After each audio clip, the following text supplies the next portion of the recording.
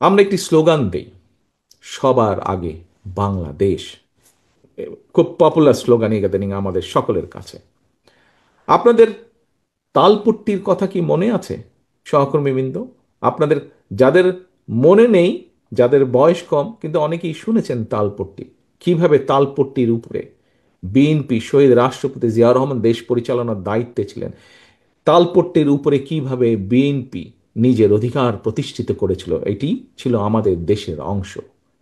ঠিক একইভাবে নিশ্চয়ই আপনাদের মনে আছে কিভাবে আমাদের পানির হিস্যাকে আমরা নিয়ে এসেছিলাম, আমাদের পানির হিস্যা বের করে, এবং তার জন্য আমরা আন্তর্জাতিক অঙ্গনে পর্যন্ত যেতে আমরা কোনো রকম দ্বিধাগ্রস্ত ছিলাম না। আমরা আন্তর্জাতিক অঙ্গনে পর্যন্ত গিয়ে বলেছি যে আমাদের পানির হিস্যা আমাদেরকে দিতে হবে, এবং সেটি আমরা আল্লাহর রহমতে বের করে আনতে সক্ষম হয়েছিলাম, আমাদের পানির হিস্যা।